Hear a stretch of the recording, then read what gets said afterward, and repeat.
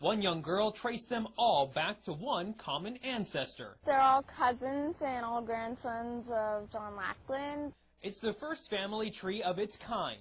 Pouring through more than 500,000 names for months, 12-year-old Bridge Ann D'Avignon discovered that all the U.S. presidents, except Martin Van Buren, are related to the former King of England, John Lackland Plantagenet, signer of the Magna Carta in 1215. Mildred Reed is his first great-grandmother on George Washington. And on Obama, Mildred Reed is the 10th great-grandmother.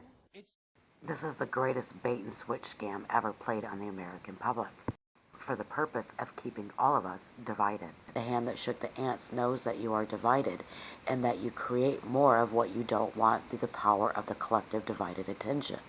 This is why God says focus on Him and pray about everything. In this prayer, it says, do not be anxious about anything, but in every situation, pray and petition with thanksgiving. Present your request to God. In this prayer, it says, rejoice always, pray without ceasing, giving thanks in all circumstances. It mentioned pray or prayer over 500 times and prayers over 650 times in the Bible. When you download by giving thanksgiving through prayers, you fill the chi energy grids up with divine consciousness, spreading it through the quantum entanglement. There was a man whose father was a warlock. So eventually, his dad decides to train him to take over the family line of witchcraft.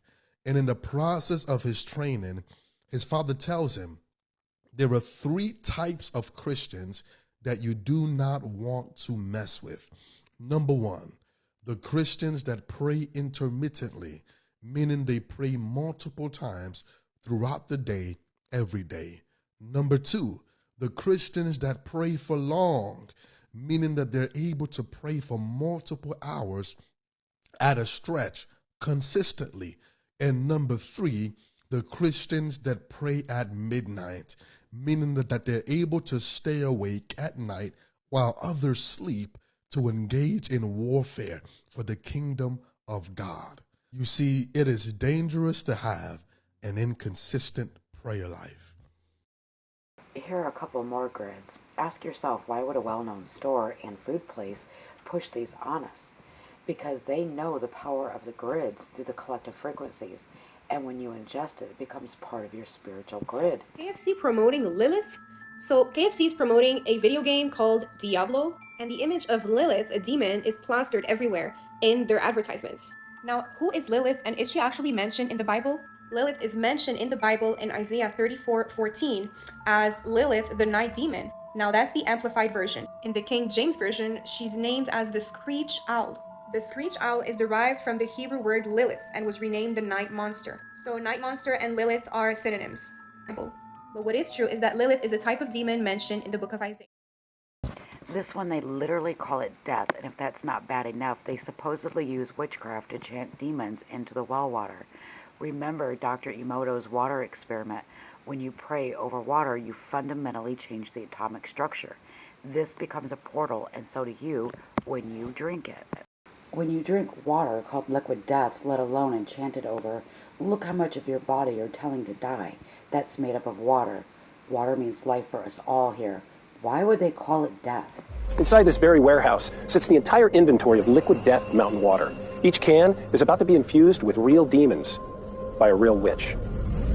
A lot of Buddhist monks have mastered eating without eating through a meditation called mindful eating, where they trick their brain into thinking they're actually eating like a banana and get the nourishment from it. Remember, you are what you eat, what you think, and what you feel, especially what you say. When you pray over your food, you change the atomic structure of it by downloading God's various forms and frequencies into it. On physics, it basically says that when you have energy that is vibrating at a particular frequency, within 17 seconds, other energy like that will be attracted to it. So if I'm having a positive thought or a negative thought, then what happens is that energy is attracted to it. I have other thoughts that are like that thought. So if you do that 17 seconds, for 68 seconds, then momentum begins to occur. Let's say that I'm normally, all of our emotions have a frequency to it. So if I'm in despair or anger or worry, all of those are lower, denser frequencies. You get into things like contentment, happiness, joy, love. Those are higher, faster frequencies. So let's say that I normally live in contentment, and that's my set point, because that's where I live. I think about that all the time. That's what my makeup is, that sort of thing. So I'm driving down the highway. All of a sudden, a car cuts me off, and I get angry. So now I'm in the lower, denser frequencies. And so then I go back to the office, and I'm telling all my colleagues, here's what happened. This knucklehead cut me off. Go home, tell my wife that. What am I doing? I'm vibrating angry energy. So I go to the supermarket, and there is somebody in line. I have 3 items, and I'm getting in line, and somebody ahead of me has 38 items. And the guy that's running the cash register, it's his first day, and he's not doing very well. He's very slow. Is that a coincidence? No, it's something for me to get angry about. So I'm attracting into my world whatever it is that I'm. Stay tuned for the next video as I explain more of these grids, the fallout, and the remedies. If you want to support the channel, you know what to do.